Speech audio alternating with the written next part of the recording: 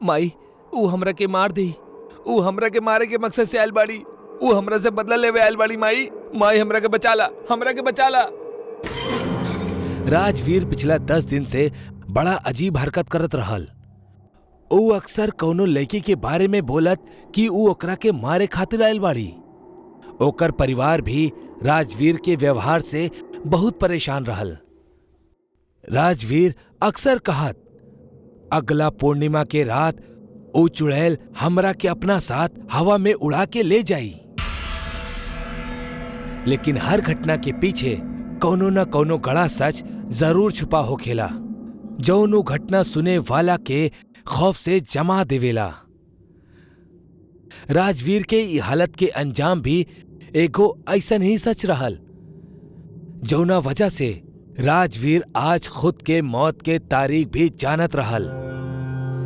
1 साल पहले राजवीर पेशा से एगो मैकेनिक के काम करत रहल। जिंदगी बस कटत रहल। ओकरा बहुत सारा पैसा झट से कमाए के लालच ओकरा अक्सर रहत रहे। खैर, एगो रात राजवीर अपना घर लौटत ही रहल कि तब्बे ओकरा एगो लड़की फुटपाथ एरिया में डरल मिलल। ऊ लड़की के पास गईल और बोलस, मैडम आप अकेले एजा शाम ढले के बाद का कर रहल बाड़ी? आपके पता बा ना ई रेड लाइट एरिया हा। ई जगह रात के समय तक का दिन के समय भी लेकिन के खातिर सेफ नहीं खे। हम वही एरिया से तो भाग के आयल बानी। प्लीज हमरा के आज रात खातिर पनाह दे दी। कल सवेरे होते हम यहाँ से निकल जाई। प्लीज।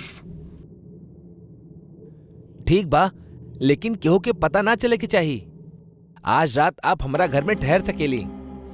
वैसे आपके नाम का बा? हमार नाम प्रेमलता बा। हम यहीं के रहे वाला बानी। बाकी ई लोग हमरा के जबरदस्ती यहाँ रखे चाहेले और यह कारण बा कि हम हेने ओने छिप के भाग रहल बानी। ठीक बा, आज के रात तू हमरा घर में छुप सकेलू। ओ रात प्रेमलता राजवीर के घर में ही छुपल रहल। अगला सुबह जब राजवीर उठलस तब प्रेमलता के जुल्फों के लहरावत देख ऊ ओकरा पे मोहित हो गईल। रात के अंधेरा में ओकरा प्रेमलता के खूबसूरती पूरी तरह से ना दिखल रहे। राजवीर मन ही मन प्रेमलता के पसंद करे लगल। ऊ बिना वक्त गवाए प्रेमलता के उहे वक्त अपना मन के बात जाहिर कर देलस। सुना, हमरा के तू बहुत अच्छा लगलू। हम तोरा के अपना हमसफर बनावल चाहतानी। का तू? हमरा के भी आप बहुत अच्छा लगले। ए तरह केहू लड़की के मदद कइल, खास करके केहू अनजान लड़की के, वो एगो मसीहा ही हो सकेला। ऐसन इंसान के हमसफर भला के ना बने चाहिए। एकरा बाद दोनों एक दूसरा के साथे बिना शादी के एक ही घर में रहे लगले। एगो रात के बाद बा, वो पूर्णिमा की रात रहल। राजवीर प्रेमलता के एगो सरप्राइज के बहाने एगो अनजान से जगह पे ले आयल। वो प्रेमलता के आंख पे पट्टी बंधले रहल ताकि वो ओकरा सरप्राइज के देख ना सके। अरे अब बताई भी का सरप्राइज बा? पट्टी तक खोली। राजवीर प्रेमलता के आंख से पट्टी हटावेला।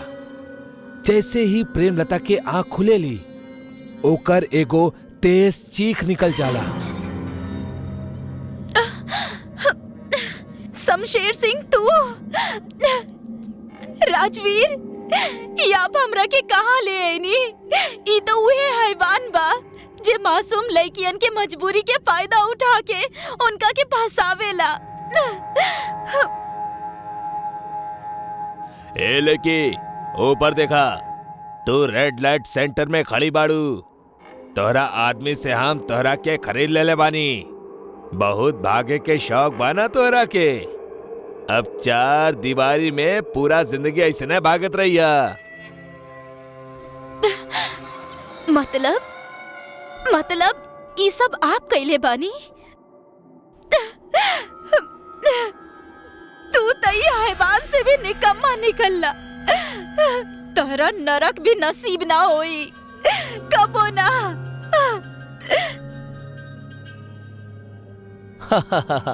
नर्क के तो पता नहीं खे, लेकिन अब तोरा के बिचला पे जौन पैसा मिलल बना उससे हमार जिंदगी स्वर्गता आराम से बन जाई। तोहरा के का लागल हम तोहरा से प्यार करे लगनी? अरे पगली, जौन रात तू भगलू उहे रात ई लोगन से हमार सौदा हो गल रहे।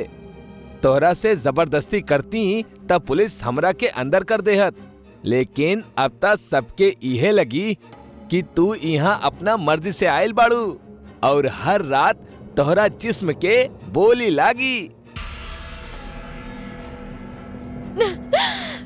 कमीना, हम तरह के जान से मार दे। याद रखिया, बहुते जल्द रात भी ये होई और नजारा भी ये होई। तरह के पागल करके तोहर रूह के तोहर जिस्म से नोच के अपन साथ ले जाए। जितना दर्द हमरा के होई ओकरा से कई गुना ज्यादा दर्द के साथ ऊ मरबा। जिंदा हो के भी मुर्दा की जिंदगी जीबा तू। खैर एकरा बाद एक किस्सा यही से समाप्त हो गई। प्रेमलता के जबरदस्ती रेड लाइट एरिया में वैश्यावृत्ति के तौर पर मजबूर कैल गई, लेकिन ठीक 6 महीना बाद अचानक एगो खबर आयल कि प्रेमलता पंखा से लटक के खुदकुशी कर लेले बाड़ी। एकरा ठीक 2 दिन बाद ही एगो और खबर आयल कि शमशेर सिंह के भी सड़क दुर्घटना में मौत हो गई। सबसे बड़ गुनेगार ता अबही भी जिंदा रहल, राजवीर। आज 6 महीना बाद प्रेमलता के रूह राजवीर के तलाश में आयल हा और अब दुनिया के कोनो भी अघोरी, तांत्रिक, पंडित ओकरा के ना बचा सकेला। इंतजार रहल तब बस पूर्णिमा के रात के, और जैसे ही पूर्णिमा के दिन आयल राजवीर के तबीयत बिगड़े लागल। ओकर चीख इतना दर्दनाक रहल कि जैसे ओकरा गरम तवा पे लगातार केहू सेक रहल बा। ओकरा हर 10 मिनट पे दौरा पड़त और आखिरकार रात के 1 बजे के करीब ओ चुड़ैल राजवीर के कमरा में दाखिल हो गई। ओकर भयानक शक्ल देख राजवीर चिल्लाए लागल, लेकिन ओकर आवाज ओ कमरा तक ही सीमित रह सकत रहे। हमरा के माफ कर दा, प्लीज हमरा के छोड़ दा। हम तोरा साथ गलत कहनी, लेकिन हम वादा करतानी कि हम ऐसन कब्बो केहू और के साथ कब्बो भी ना करब। कैसे छोड़ दी? याद बाना ओ पूर्णिमा के रात जब तू हमारू हैवान के साथ सौदा कैले रहला? हम तोहरा के उ रात चेतावनी देले रहनी, लेकिन तू हमार चेतावनी के एकदम नजरअंदाज कर देला। और आज हम तोहार माफी के नजरअंदाज करब।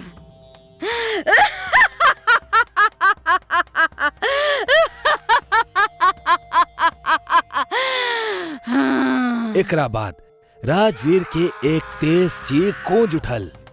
ओ चुड़ैल राजवीर के सीना के फाड़ के ओकर दिल बाहर निकाल लेहलस और ओकर रूह के अपना साथे खिड़की से उड़ा ले गए।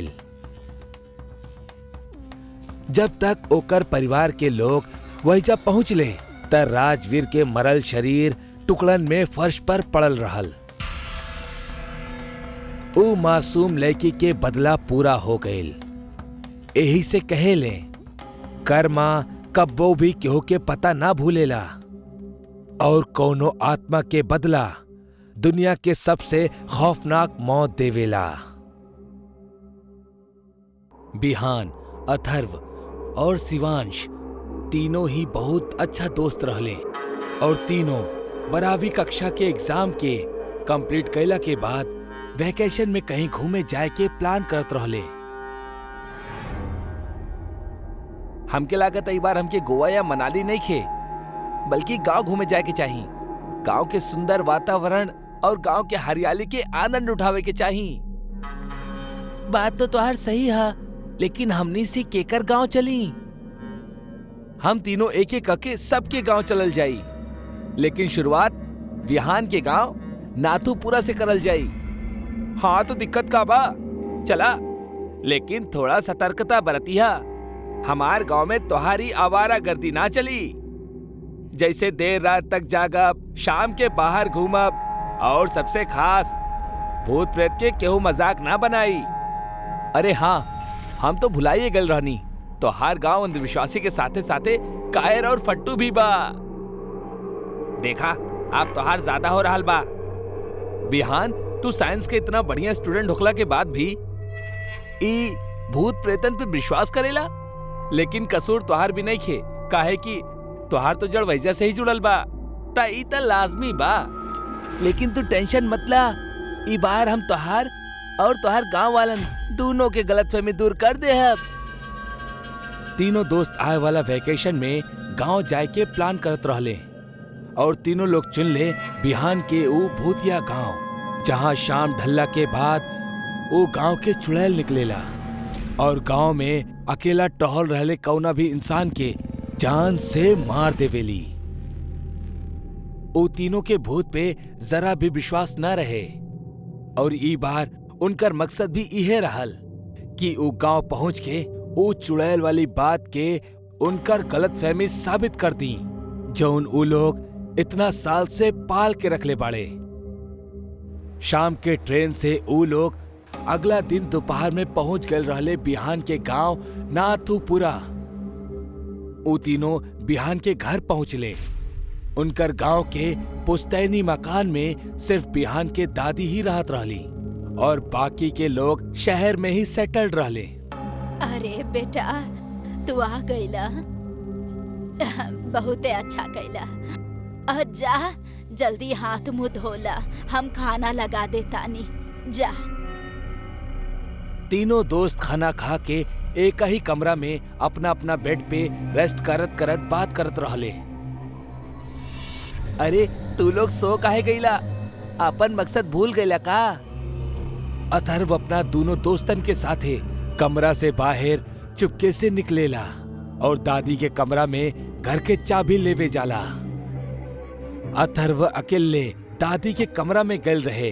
वो जैसे ही वापस जाए खातिर मुड़लस, एक पतला सा हाथ ओकर टी शर्ट पकड़ लेलस और पीछे से एगो डरावनी आवाज आयल।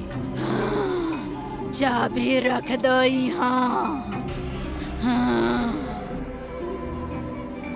अथर्व जैसे ही पीछे पलटलस, वो देखलस कि बिहान के दादी ओकर कंधा पे हाथ रख के ओकरा के रोकनी हा। असल में बिहान के दादी कौनो इंसान ना, बल्कि एगो चुड़ैल रहली, जेकर चेहरा वो अंधेरी रात में भी इतना भयानक लागत रहे कि कमजोर दिल वाला तो वहीजे ही मर जात। ये देख के अथर्व वहीजे कापत कापत बेहोश हो गए। जब बहुत समय तक अथर्व वापस न लौटलस, तब उनकर वो दोनों दोस्त दादी के कमरा में आइले। तब देखले कि उनकर दादी बेड पर रहली ही ना। अरे दादी कहाँ गईली? वैसे दादी रात के 1 बजे कहाँ जा सकेली? अरे हो सकेला वॉशरूम गए होखी, लेकिन पहले ही डरपोक के उठावा, ना जाने का देख लेलस कि यही बेहोश हो गई। वो दोनों उ रात ना जा पावेले, काहे कि अथर्व वो हालत में ना रहे। अगली सुबह अथर्व के जब आँख खुलेला तो ओकरा ओके ठीक बगल में विहान के दादी बैठल दिखेली, जौन अभी भी वह खौफनाक चेहरा के साथ ही रहली। बेटा, तू हमारा अच्छा बच्चा बड़ा ना। केहू के कुछो मत बताइया कि हम के बानी, ना त केहू तहरा ना जान पाई कि तू के रहला। अच्छा बेटा हमार। एकरा बाद बिहान के दादी वहीजा से चल जाली। अथर्व अबही भी सदमा में ही रहल और अपन दोनों दोस्तन के यहाँ से जितनी जल्दी हो सके निकल जाए खातिर कहेला। उहे शाम जब तीनों दोस्त गांव के सैर करत रहले त ऊ एक चीज नोटिस करत रहले कि हर केहू उनसे दूर भागत रहल। केहू ऊ लोगन से बात ना करल चाहत रहल। उनकरा एकर वजह पता ना चलत रहे। एक चाय के टपरी चलाए वाला अब्दुल चाचा रहले जे बिहान के तब से जानत रहले जब से बिहान बहुत छोट रहल। बिहान वो अब्दुल चाचा के पास गइल और उनसे कहलस, अब्दुल चाचा, हमरा के भूल गला का? ना बेटा, हम तोहरा के कैसे भूलब? हम तोहरा के तो अपन गोद में खिलौले बानी। एकर बाद विहान उनकर गांव के चुड़ैल और शाम ढलला के बाद केहू के भी गांव में ना दिखे के कारण पूछेला और इहो पूछेला कि आखिर ऊ तीनों के देख के गांव के लोग भाग काहे रहल बाड़े। बेटा, असल कहानी ई बा कि जौन गांव के चुड़ैल के जिक्र तू इतना साल से सुन रहल बाड़ा, एक कौनो और नहीं खे बल्कि तुहार दादी बिया। गांव के चुड़ैल जौन रात में निकले वालन के शिकार करेला, ऊ तुहार दादी बिया। ई सुनला के बाद बिहान के पैरों तले जमीन खिसक गईल। हाँ बेटा, ई बात तुहार घर वालन के भी पता बा। आज से 7 साल पहले तुहार दादी बहुत बीमार हो गई रहली, लेकिन एक चुड़ैल उहे समय गांव में साया बनकर घूमत रहली। ओके एगो शरीर के जरूरत रहे जेकरा मदद से ऊ अपन शिकार कर सके। जब गांव के लोग ओकरा के मारे गए तब तुहार दादी भी उनमें से एक रहली, लेकिन लौटत समय ऊ चुड़ैल तुहार दादी के आत्मा के बांसवाड़ी में बांध देलस और ऊ चुड़ैल के आत्मा तुहार दादी के शरीर में घर कर गई। तब से तुहार दादी एक गांव में हर रात मौत के खेल खेलेली। तू दिखले होगा कि तोहरा घर में कोनो भी भगवान के मूर्ति और पूजा के घर ना होई और अंधेरा में कभी भी दीप या कोनो भी रोशनी ना जलत हुई। काहे कि चुड़ैल शैतान के पूजा करेली, भगवान की ना। एकर बाद अथर्व भी कल रात वाली बात के जिक्र कैलस और अब तीनों काफी डर गए। काहे कि ई तीनों ऊ चुड़ैल के घर में रहत रहले और इहे वजह से केहू भी इनके करीब ना जा चाहत रहले। आप समझ जाइल कि हमार घर वाले हमरा के अपन गांव में काहे ना आवे दे चाहत रहले और ना ही वो लोग कबोई सच के बतौले। एकर बाद तीनों वो घर में गईले, सामान बंधले और फौरन निकले लगले। लेकिन तब बे पीछे से एगो आवाज आइल, इतना जल्दी जा रहल बाड़ा बेटा, बाकी हम अब अपन पोता से अलग ना हो सकेनी। हमार माया खेल के कारण ही त हम ओकरा के अपन पास बुलैले बानी। अब तो हमार शरीर बहुते पुरान हो चुकल बा। अब हमार आत्मा के नया शरीर के जरूरत बा।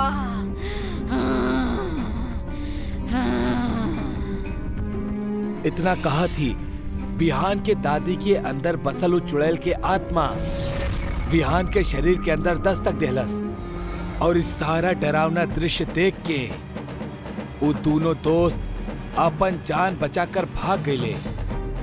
कहेले अब विहान के दादी के जगह विहान के शरीर वो चुड़ैल के घर बन चुकल बा, जो अगला 60 साल तक यूं ही एक गांव में हर रात ऐसने मौत के खेल खेली। अरे रूपा, ये रीढ़ की हड्डी के दर्द ना देखिए एक दिन हमारी जान लेके रही। जरा सा मालिश कर देना प्लीज। अच्छा ठीक बा बाबा, 2 मिनट ठहरी। रूपा जैसे ही कमलेश के कंधा के छुअलस, कमलेश तंदुरुस्ती से जैसे उछल पड़ल। अरे वाह रूपा, तू तो एकदम जादूगरनी बाड़ू। तोहार मुलायम हाथ से छुअत ही जैसे तन में को नई जान आ गई होखे। हमार दर्द पता ना कहाँ गायब हो गई। अब जायदा जा जाके अपन काम करा। अब हमके थोड़ा अच्छा महसूस हो रहा बा। चलिए मक्खन मत लगाई, हम जाता नहीं घर के काम करे खातिर, बहुते काम पड़ल बा। रूपा किचन में जाके काम में व्यस्त हो गई। तब्बे कमलेश बिस्तर से उठल और अपन जेब टटोले लागल जो ओकरा खाली मिलल। वो एक बार फिर रूपा की आवाज लगौलस, अरे माफ करिहा, तोरा एगो और तकलीफ दे रहल बानी। वो दरअसल हमार दवाई न जाने कहाँ रखल बा, वो जरा ले आवा। आप भी ना हद करेनी, आपन दाया पॉकेट में हाथ लगाई। कमलेश जैसे ही आपन दाएं जेब दोबारा से टटोलेला, ओके उम्मे ओकर दवाई मिल जाला। एके देख के वो थोड़ा हैरान होखेला, काहे कि कुछ सेकंड पहले जब वो अपन जेब चेक कैले रहल तब तो ओकरा खाली मिलल रहल, फिर अचानक से दवाई। खैर, एके वो फिलहाल के खातिर नजरअंदाज क के दफ्तर जाए खातिर तैयार हो जाला। अच्छा सुना, अब हम निकलतानी। सुनी, सवारी लेते समय जौन पहला सवारी मिले ओकरा छोड़ दीहा और ओकर अगला सवारी लीहा, और ऑफिस में जाके सबसे पहले अपन चेयर के चेक कर लीहा, तबे ओकरा पर बैठीहा, समझनी? कमलेश के रूपा के बाद कुछ खास पल्ले ना पड़ल। वो ओकरा पे हंसत हंसत कहेला, अच्छा मैडम ऐसन है का, ठीक है, अब हम निकलतानी। फिर कमलेश बाहर सड़क पे सवारी के इंतजार में होखेला। तब्बे ओकरा सामने से एगो टैक्सी आवत दिखाई देली, जेकर बम्पर पे एगो लाल झंडा टंगल रहे। ओ टैक्सी! लेकिन एक मिनट, हम एकरा ले ली या एकरा जाए दी? रूपा पहली सवारी ले से तो मना कैले रहल। खैर छोड़ा, वो भी इसने मजाक में बोले हुई। कमलेश इतना सब कुछ सोच के वो टैक्सी के रोके के मन बना लेवेला, लेकिन इससे पहले वो ओकरा हाथ दिखा के रोक पावत, वो टैक्सी ओकर ठीक सामने से गुजर जाली। ओफो, ई त चल गई, अब दूसरी के इंतजार करो। कुछ मिनट बाद ओकरा अगली टैक्सी आवत दिखाई देली। वो तुरंत ओकरा हाथ दिखावेला और फिर वो टैक्सी में बैठ जाला। कुछ दूर आगे अइला के बाद अचानक से ड्राइवर गाड़ी रोकत रोकत बोलेला, अरे साहब, आगे तो बहुत भीड़ बा, लागता केहू के एक्सीडेंट भइल बा। कमलेश उतर के देखेला तो ओकर होश उड़ जाला। ई एक्सीडेंट उहे पहली टैक्सी के रहल जेके कमलेश ना ले रहल। ऊ ई टैक्सी पर टंगल ऊ लाल झंडा के साफ साफ पहचान पावत रहल। कमलेश खुद के बड़ा किस्मत वाला समझत रहल, जौना वजह से आज बाल बाल ओकर जान बच गई। खैर, एकरा बाद वो दूसरा रास्ता से ऑफिस के खातिर निकल जाला। शाम के वो थका हारा ऑफिस से घर लौटेला। का भइल जी, कैसन रहल आज के दिन? अरे रूपा, तू आज तोहार बात ता हमार जान बचा लेलस। हमार बात? का मतलब? हाँ, उहे टैक्सी वाला बात जौन तू बोले रहलू कि पहला टैक्सी मत लिहा, खतरा है। उहे भाई, जैसे ही हम दूसरा टैक्सी से आगे पहुंचनी, हम देखनी वो पहला टैक्सी के एगो भयानक एक्सीडेंट भइल रहे। वाह जी, इत्तेफाक भी न जाने कैसन कैसन हो जाला। अच्छा सुना, हम ऑफिस के काम से एक हफ्ता खातिर बाहर जा रहल बानी, हमार सामान पैक कर दिया। सीधा सीधा काहे ना कहेनी, ऊ कलमुही के संगे रंगरलिया मनावे जाता नहीं, लौटी हा फिर बता। का कहलू तू? अब ना ना, कुछ तो ना कहनी। अगला दिन वो सुबह सुबह अपना काम के सिलसिले से निकल जाला और एजे रूपा एकदम अकेली पड़ जाली। यहाँ कमलेश सड़क पार करत रहल और हर बढ़त कदम के साथ ओकर खुशी दुगनी हो चल जात रहल। वाह, का किस्मत है हमार। झट से सोनाली के फोन करके इन्फॉर्म कर देता नी कि हम निकल गए बानी। एक हफ्ता वो हुस्न के मलिका के साथ खूब मजा करब हम। कमलेश ऑफिस स्टाफ सोनाली के साथे अपन ट्रैवल प्लान करत रहल, जहां ओकर मन में कई तरह के ख्याली पुलाव पकत रहल। एक हफ्ता बाद कमलेश खुशनुमा तरीका से अपन घर लौटेला। रूपा, रूपा, कहाँ बाड़ू तू? वो इतना कह के जैसे ही घर के अंदर दाखिल होखेला, घर के नजारा देख के ओकर पैरों के तले जमीन खिसक जाली। पूरा घर बिखरा पड़ल रहे, सारा सामान टूटल फूटल फर्श पर बिखरा पड़ल रहे। तब में अचानक घर के ट्यूबलाइट क्लिक करे लग जाली। घर के इतना गंदा माहौल देख के कमलेश के रूपा के ऊपर बहुत तेज गुस्सा आवेला। वो चीखत हुए अपना बेडरूम की तरफ जाला। रूपा, रूपा, ई का हालत कर देले बाड़ू तू घर के? हम एक हफ्ता खातिर घर से बाहर का गई नी, तू ता हमार घर के कबाड़ खाना बना देलू। इतना बोलत ही कमलेश जैसे ही अपना बेडरूम के दरवाजा हल्का सरकावेला, सामने वो खौफनाक नजारा के देख के ओकर रूह कांप उठेली। वो देखेला ओकर बेडरूम साक्षात कसाई खाना बनल बा। कमरा के छत पे झालर के बजाय लाश टंगल बा, जेके बदन से खून के एक कतरा भी बाकी न छोड़ले बा। उहे कमलेश तबे रूपा के देखेला, जौन की एगो चुड़ैल में बदल चुकल रहल और लगातार कच्चा मांस के टुकड़ा के चबाए जात रहली।